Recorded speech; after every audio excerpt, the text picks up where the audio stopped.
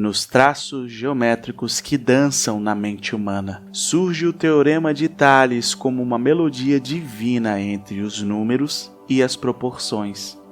Como um poeta celestial, Tales de Mileto desvendou os segredos entrelaçados nas linhas e ângulos, revelando a harmonia matemática que tece o tecido do universo. Em sua busca pela verdade, Tales nos conduz a um labirinto de razão e beleza, onde cada reta é uma jornada e cada ponto um enigma a desvendar. No cruzamento das linhas, encontramos não apenas a geometria, mas também uma filosofia que transcende o espaço e o tempo. Como um arquiteto do cosmos, Deus escreveu seu design divino nas figuras geométricas, deixando o Teorema de Tales como uma assinatura matemática em sua grandiosa obra. Através dos olhos de Tales, testemunhamos a dança cósmica entre a mente humana e o divino. Cada reta e cada cálculo são versos entrelaçados em um poema eterno, onde a razão e a espiritualidade se abraçam. Assim, o Teorema de Tales se torna mais do que uma fórmula matemática. É uma porta aberta para contemplar a sabedoria que flui das mãos de Deus para as mentes curiosas.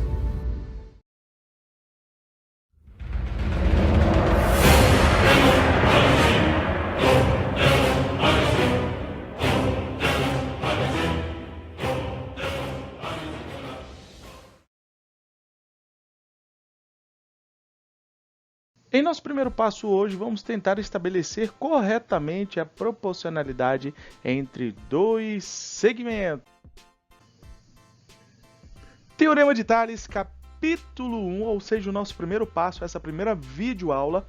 Bom, para os meus alunos presenciais aqui na cidade de Paraupebas, nós estamos trabalhando com sala de aula invertida. Então essa imagem que você está vendo aqui é do seu livro, aluno aí do colégio que eu dou aula, do Colégio Êxito aqui na cidade de Paraupebas. Para você isso aqui não vai interessar tanto assim, é só informando que isso aqui é um material da sala de aula invertida que o Prof. Edri aqui está trabalhando com os seus alunos. Então você que caiu de paraquedas aqui, aproveite, faça as suas anotações, caneta, lápis, papel, borracha, para fazer as anotações aí, para você não se esquecer daquilo que você vai aprender aqui, beleza? Então vamos lá, porque tem muita coisa para a gente estudar.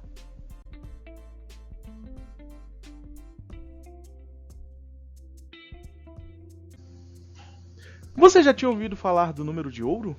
Também conhecido por outros nomes como número áureo, proporção áurea, seção áurea, por exemplo. Ele é muito mais do que apenas um número irracional, porque ele se expressa em toda a nossa realidade, né? Nas nossas construções, em nossa sociedade, das mais antigas às mais atuais, né? Esses padrões estão sempre presentes e é justamente o número de ouro que faz toda a diferença, né? O primeiro passo aí para o conhecimento do Teorema de Tales de Mileto.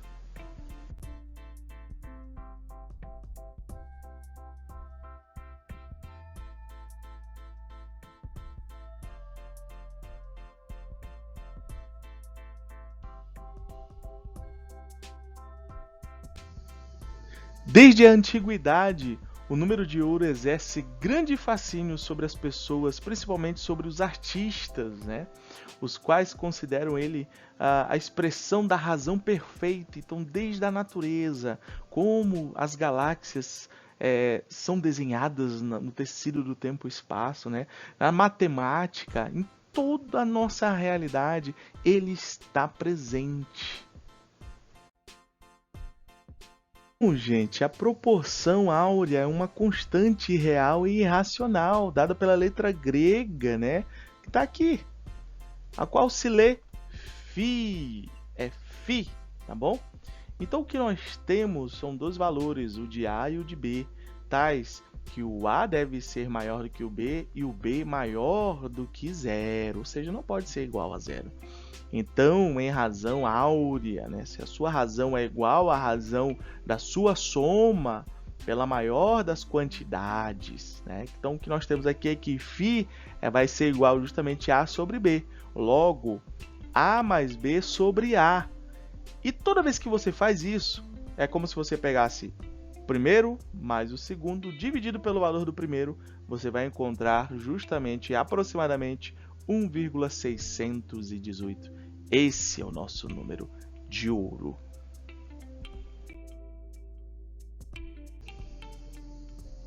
E nós temos o símbolo Φ, graças justamente, ao escultor Fídias, que foi um dos mais renomados artistas da antiguidade, responsável por criar obras-primas como a estátua de Zeus em Olímpia e a estátua da deusa Atenas no Partenon, Ele foi considerado o mestre da escultura clássica e buscava sempre representar a beleza e a harmonia do corpo humano. Ele também foi um arquiteto, um pintor e um matemático. Olha só que incrível, Ele é famoso por ter usado a proporção áurea, o número de ouro, em suas obras, buscando criar uma simetria perfeita em suas obras de arte. Mas afinal de contas, onde aparece esse negócio aí de número áureo, número de ouro? Bom, principalmente em tudo, somente na sua mão nesse exato momento, Você tem aqui, deixa eu pegar o laser aqui, ó, a relação dos ossos do dedo do meio, Os irmãos que gostam de ficar dando o dedo para os outros, não faça isso, tá, crianças? Não faça isso. Mas a relação dos ossos, da sua mão aqui, olha, que você tem o tamanho do osso A, osso B, e osso C e osso D, você percebe que tem uma proporção, eles têm tamanhos diferentes, Existe um porquê matemático por detrás disso, e é justamente esse aqui, onde você pega o tamanho do osso A mais o osso B e divide pelo tamanho do próprio osso A, e aí você encontra o tamanho que deve ser o osso C. E para o osso D, eu pegaria justamente o B, tá aqui, ó. Pegaria o B mais o C e dividiria por B. Isso me entregaria o tamanho do D. E o engraçado é que aproximadamente o número que sempre aparece ao fazer esse tipo aqui, ó, de razão entre frações é justamente 1,618, que é o número de ouro, que é o que ele está falando desde o início, o famoso número áureo.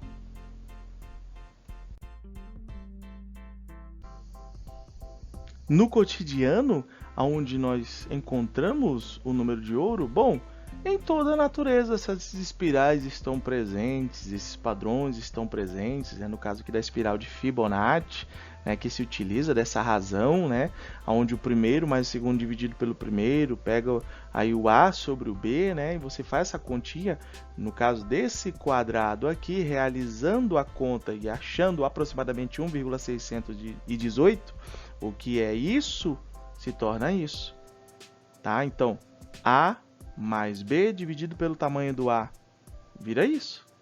E se você faz de novo, isso, e faz a conta de novo, vira isso, isso, e isso, e isso.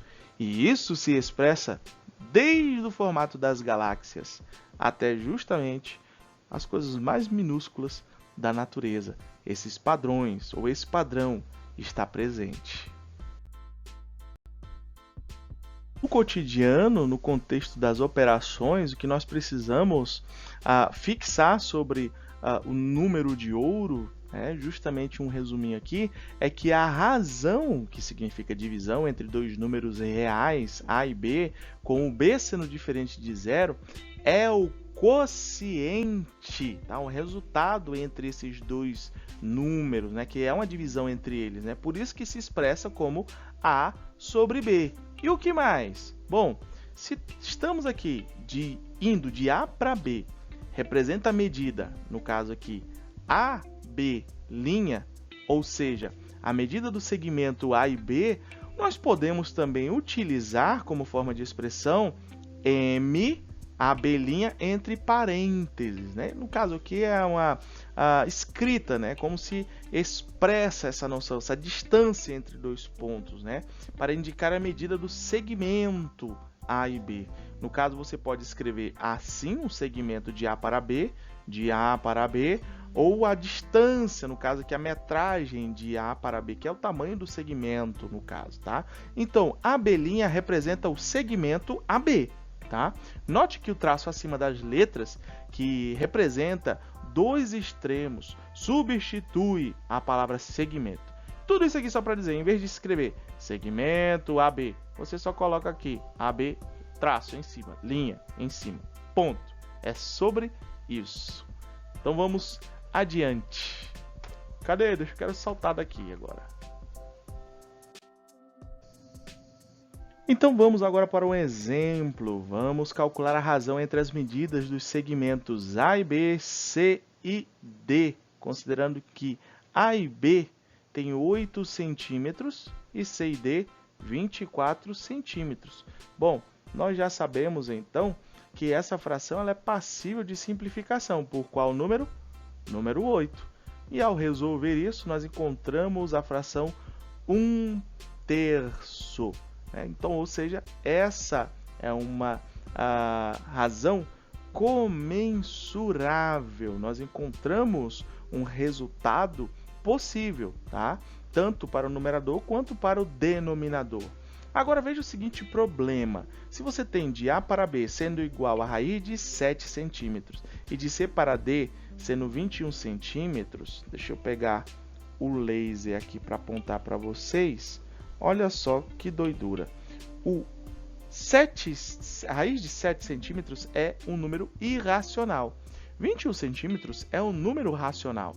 Tá? Então, irracional dividido para racional, o que nós vamos ter aqui no numerador é que a raiz de 7 é esse número gigantesco e grotesco aqui de 2,6457513110645 reticência, né?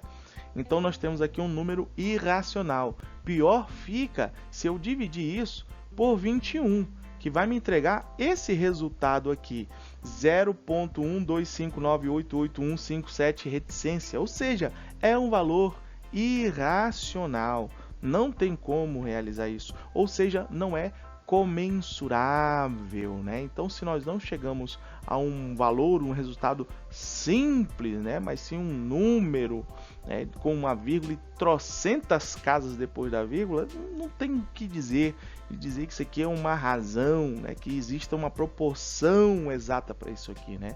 Então, fica o conceito aqui do que são comensuráveis, tá bom? Então, vamos adiante para que a gente possa ganhar tempo na nossa aula e chegar no próximo exemplo. Vá fazendo suas anotações, tá bom? Bom, agora mais um exemplo prático, né? Em que nós temos a cópia da Torre Eiffel, né? Essa aqui é a original, essa aqui é a paralela, na China, né?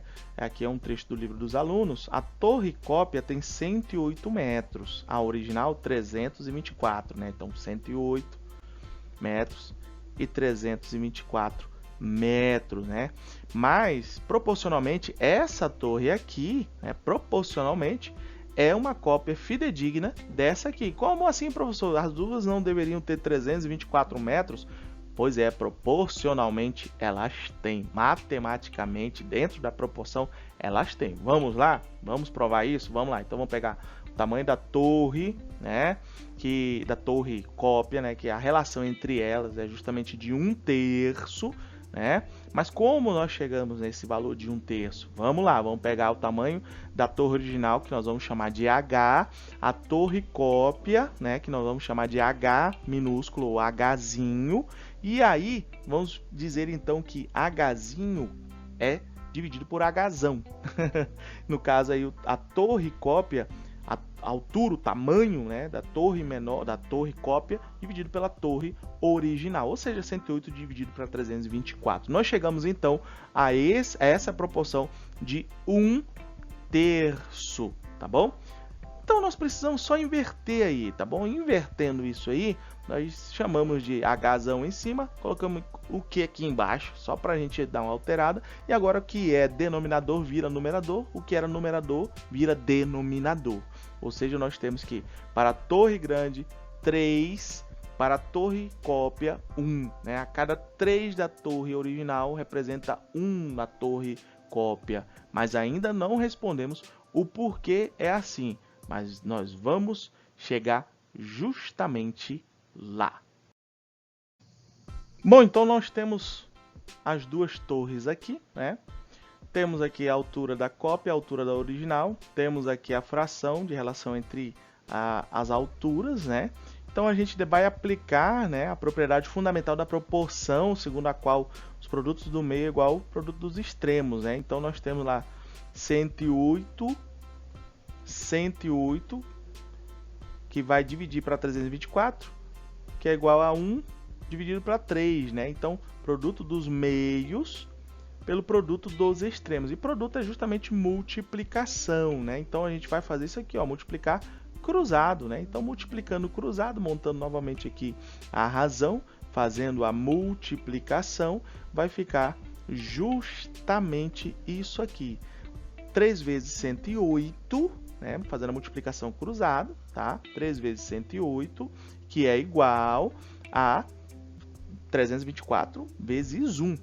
Você já deve ter matado a charada. Ao resolver ambos os lados, olha só que maneiro, nós vamos encontrar o valor 324.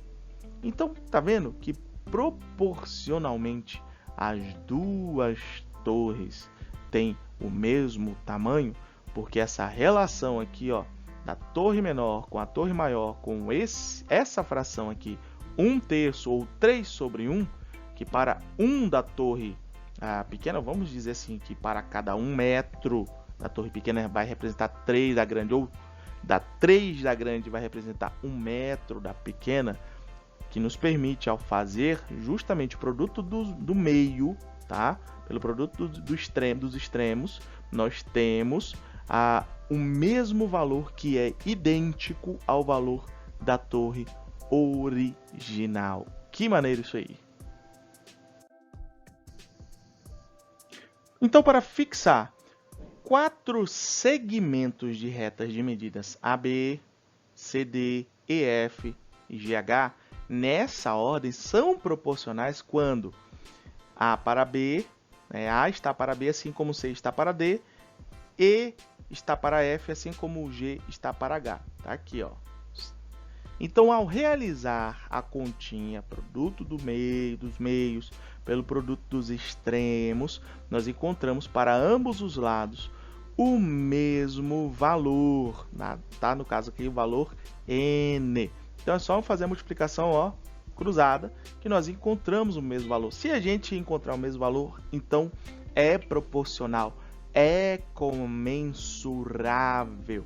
Só que uma surpresa, isso aqui ainda não é Tales, é só razão e proporção, mas esse é o primeiro passo para a gente compreender o teorema de Tales, entender, relembrar, né, fixar de uma vez por todas o que é a razão e a proporção. A razão entre segmentos de reta, a proporção quando, ao resolver, fazendo cruzadinho, né, nós encontramos o mesmo valor para ambos os lados. É isso aí, simplificando, é justamente isso.